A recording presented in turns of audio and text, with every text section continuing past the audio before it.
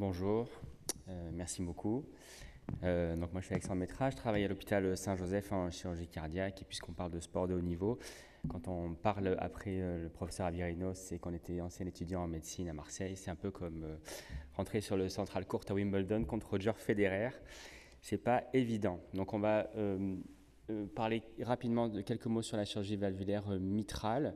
Ce sera assez rapide. Est-ce qu'il y a des indications différentes, des spécificités chez le sportif, des spécificités dans la voie d'abord pour la chirurgie, et puis rapidement 2 mots sur la technique chirurgicale. On va s'étendre un petit peu plus sur la chirurgie valvulaire aortique, notamment dans l'insuffisance aortique avec les techniques de conservation valvulaire aortique, et puis les chirurgies de remplacement avec la place éventuelle du ROS. Alors c'est la même chose, il y a très peu de littérature sur les techniques chirurgicales qu'on doit appliquer chez les sportifs. Il n'y a pas de recommandations, mais les raisonnements face à un jeune sportif quand on est à la consultation, ils sont basés sur le bon sens, sur l'âge, la durabilité des techniques qu'on va proposer, l'hémodynamique éventuellement qu'on va essayer de conserver au maximum pour pouvoir continuer à faire du sport de haut niveau, l'anticoagulation à prévoir évidemment à court et à long terme, et puis les attentes du sportif. Alors le sportif, qu'est-ce qu'il va chercher ? En général, il va commencer par éviter l'intervention, il va tout faire pour ne pas se faire opérer. Et il va falloir lui expliquer que l'intervention est nécessaire, et ça c'est le rôle du chirurgien et du cardiologue concomitant. Et puis il va vouloir reprendre son activité physique le plus rapidement possible et au même niveau si possible. Et ça, c'est pas absolument certain qu'on puisse lui assurer. Bon, alors je ne vais pas vous faire des recommandations sur la chirurgie valvulaire mitrale, puisqu'on va commencer par là, mais est-ce que les patients sont symptomatiques ? Évidemment, chez le sportif de haut niveau, le côté symptomatique, c'est tout à fait différent de la personne âgée, puisque alors que le chirurgien et le cardiologue vont mettre 5 minutes pour monter les 2 étages, lui, il va les monter 4 par 4 alors qu'il a une fuite mitrale sévère. Donc il va falloir objectiver la diminution et pousser les tests un petit peu plus loin avec la VO2 max, l'échographie d'effort, et pouvoir essayer de le convaincre qu'il va falloir aller au bloc opératoire. Chez les asymptomatiques, on a déjà parlé du remodelage cardiaque qui est induit par la pratique du sport, notamment le sport d'endurance. Et il va falloir faire la part des choses entre le remodelage induit par l'exercice et le remodelage induit par la valvulopathie. Et comme l'a dit déjà le professeur Avirinos, il faut être très prudent pour ne pas mésestimer la cause pathologique de ce remodelage. Un dernier mot sur les spécificités de la chirurgie valvulaire mitrale. Comme on a parlé précédemment sur la chirurgie du prolapsus valvulaire mitral et sur le côté arythmogène de ces patients, et bien dans la même conférence de consensus, les recommandations chirurgicales sont, sont seulement de niveau assez faible avec des recommandations d'experts. Toutefois, il y a une communauté de chirurgiens qui croient très fort dans l'efficacité sur le côté arythmogène des prolapsus valvulaires mitraux dans la maladie de Barlow, qui est la cause principale de fuite mitrale chez le jeune sportif. Et donc, ils vont pousser pour opérer ces patients parce qu'ils vont croire effectivement que ça va diminuer la charge arythmogène de ces patients. Et on va également être capable de proposer une ablation chirurgicale à part cryoablation directement au niveau des piliers mitraux, mais ceci ne repose sur aucune donnée scientifique, seulement sur de l'empirique. Voilà. Ça ne marche pas. Alors oui, donc concernant les voies d'abord de la chirurgie mitrale, vous savez très bien que la chirurgie mitrale mini-invasive vidéo-assistée est en pleine expansion depuis des années. Elle a quand même eu des difficultés à montrer un réel intérêt médical chez les patients. Principalement, ce qu'on peut lui attribuer, c'est un intérêt cosmétique chez la personne un peu plus âgée. Donc c'est difficile de pouvoir le convaincre absolument les patients, mais en revanche, chez le jeune sportif, je pense que la place, elle est réelle, puisque chez le jeune sportif, l'intérêt du patient et son envie est de récupérer plus rapidement et de pouvoir refaire du sport rapidement. Et c'est indéniable qu'après une mini-voie par thoracotomie d'une chirurgie valvulaire mitrale permet une récupération physique plus rapide du patient. Et ça va être une attente du patient pour sa chirurgie. Alors ça tombe bien parce que en réalité, les patients jeunes et sportifs, comme l'a dit M. Avirinos juste avant, vont se présenter avec des fuites mitrales dans la maladie de Barlow. Et ça va être souvent des fuites mitrales, ou en tout cas des barlots qu'on peut considérer comme harmonieux, avec un prolapsus vilvalvulaire, une disjonction annulaire très importante, mais pas d'éléments qui prolapsent particulièrement, pas de rupture de cordage, assez peu de calcification. Et donc, si on étudie bien l'échographie avec le cardiologue avant l'intervention, on peut être assez prédictif sur la réussite de la chirurgie et donc se lancer plus facilement dans une chirurgie vidéo-assistée. Parce que, évidemment, sur le plan technique, la chirurgie vidéo-assistée est un peu plus difficile. Et si on a affaire à des réparations plus complexes, on peut se retrouver dans des situations compliquées. Chez le jeune sportif, et particulièrement quand on opère la maladie de Barlow, il faut faire très attention au SAM post-opératoire, qui est encore plus, on va dire, gênante chez un sportif, puisque ça va aggraver les symptômes à l'effort. Et pour ça, eh bien, il faudra réaliser des annuloplasties le plus large possible et puis essayer d'abaisser la ligne de coaptation, comme on voit sur l'image du milieu, avec une coaptation qui va être le plus postérieure possible pour éviter le SAM. Pardon, il faut que j'appuie là. On va parler rapidement de la valve aortique. Donc il y a deux grandes familles, hein, les chirurgies d'insuffisance aortique et les chirurgies de sténose aortique, ou alors les chirurgies d'insuffisance aortique quand il n'est pas possible de conserver la valve. La chirurgie de conservation valvulaire aortique s'est développée énormément depuis maintenant une quinzaine d'années, avec des outils qui nous permettent d'être assez prédictifs sur la capacité en préopératoire à être capable de garder la valve du patient en post-opératoire avec une analyse, on va dire, fonctionnelle, un peu dérivée de la classification de Carpentier pour essayer de prédire le résultat sur les valves. Et donc, on comprend bien que dans les types 3, avec des restrictions des feuillets, ça va être très compliqué de conserver les valves. Et puis dans les types 2, avec des anomalies des feuillets, ça va être un petit peu plus compliqué que dans les types 1, où il y a simplement une dilatation de l'anneau qui est responsable d'une fuite avec un jet central. Nous, en tant que chirurgiens, et à l'échographie et au bloc opératoire, on va essayer d'atteindre certains chiffres qui ont été maintenant établis sur, on va dire, sur les composants anatomiques de la racine aortique, concernant l'anneau, les feuillets, les hauteurs de coaptation. Et ces différents chiffres vont essayer d'être atteints. On peut prédire avant l'intervention si on va avoir des difficultés ou pas à les atteindre. Ça peut être fait en échographie transthoracique et transœsophagienne avant l'intervention. Et donc là, la réflexion avec le patient et le cardiologue avant l'intervention pour savoir si on va être capable de lui conserver sa valve est très importante. Et puis au bloc opératoire, ces mesures évidemment vont être refaites et pourraient s'assurer du résultat. Avec donc l'intérêt, c'est de pouvoir prédire la possibilité de conserver la valve. Alors ensuite, pour atteindre ces objectifs anatomiques, on est capable de réaliser des gestes sur les valves, de réaliser des gestes sur les commissures. Certains gestes sont assez, on va dire, faciles techniquement et qu'on peut imaginer être assez reproductibles. D'autres gestes sont beaucoup plus, on va dire, aléatoires et font l'objet de discussions un petit peu plus compliquées. Et il faut faire attention en tant que chirurgien, à mon avis, à ne pas aller trop loin, particulièrement quand on veut avoir une durabilité importante chez le jeune sportif. Évidemment, les chirurgies de l'insuffisance aortique sont souvent reliées à des dilatations de l'aorte et il va falloir adapter notre geste opératoire en fonction de la morphologie de la dilatation aortique. Est-ce que ça concerne le culot? Est-ce que ça concerne le segment 1? Est-ce que ça concerne les deux? Est-ce que l'anneau aortique est dilaté? Est-ce que la jonction sinotubulaire est conservée?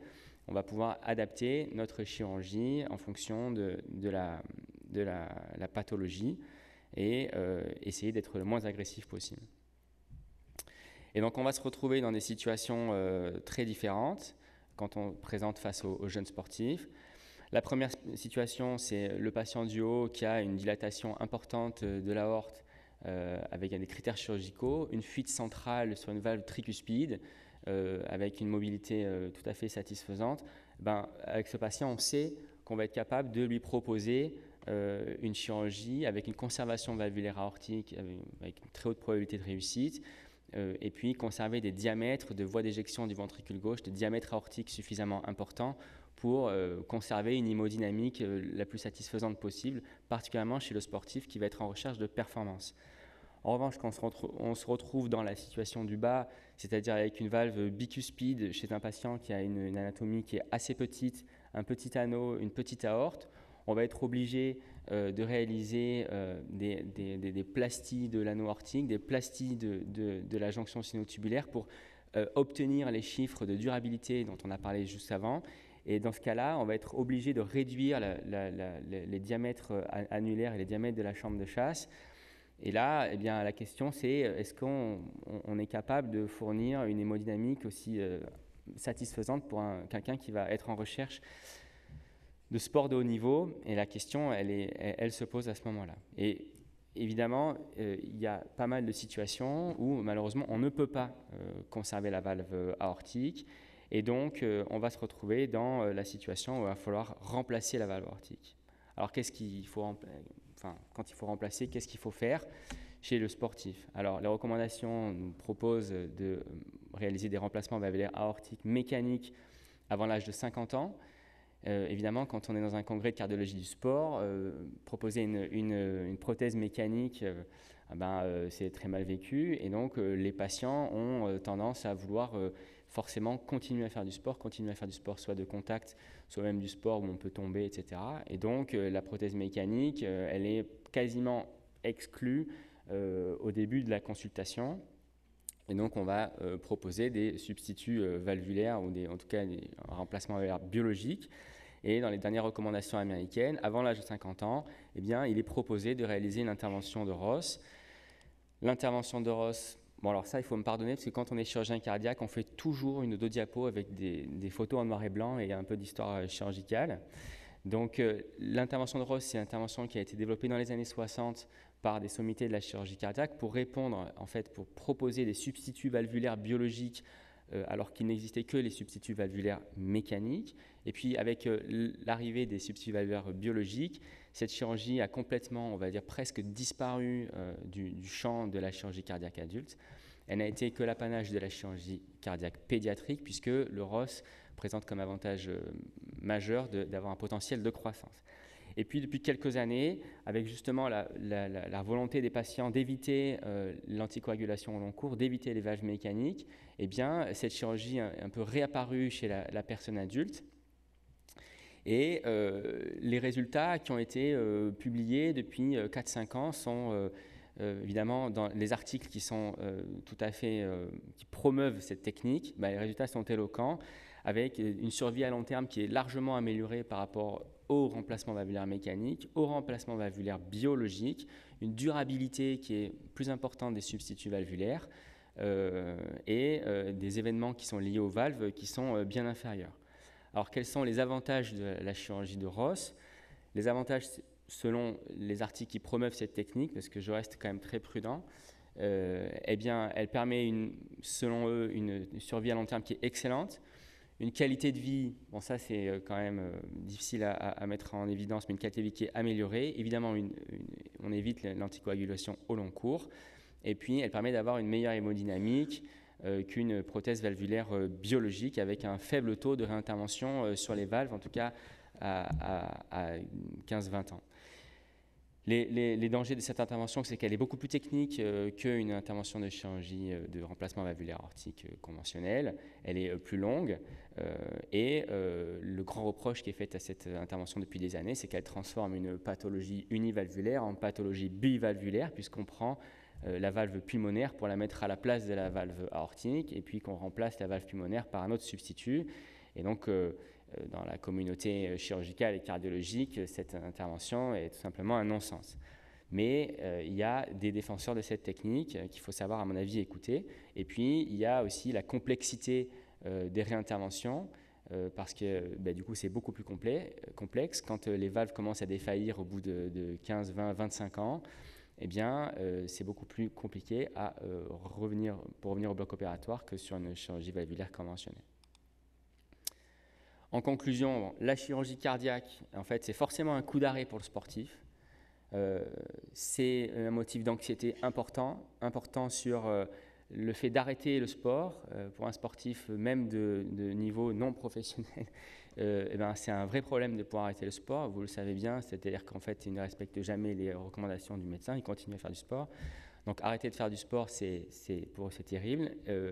Pouvoir reprendre la vie comme avant et refaire du sport de haut niveau, c'est quelque chose qu'il faut essayer de leur permettre, mais c'est pas évident parce que évidemment quand on modifie les structures intracardiaques, eh bien, on peut imaginer que l'hémodynamique post-opératoire ou à distance peut être un peu altérée. On ne sait pas si ils pourront être capables de générer autant d'efforts. Alors là, pour revenir sur la fin de la présentation du professeur Avirinos, il faut suivre les indications, particulièrement pour les patients qui ont des ordres dilatés, ou est-ce qu'il faut un petit peu pousser les indications sous la pression du patient parce qu'un patient de 35 ans qui est sportif de haut niveau, qui a une aorte qui est limite dilatée avec une fuite aortique modérée ou minime, on lui interdit la réalisation de son sport et pour lui, plutôt mourir, donc autant aller à la chirurgie. Et quand on est chirurgien, il faut bien discuter avec les patients et c'est une question à laquelle on n'a pas de réponse. Il faut quand même tenter de diminuer les conséquences de la chirurgie. Les conséquences de la chirurgie, elles peuvent être diminuées par la chirurgie mini-invasive, que ce soit en chirurgie mitrale ou en chirurgie aortique. En tout cas, à mon avis, c'est une des réponses qu'on peut leur apporter.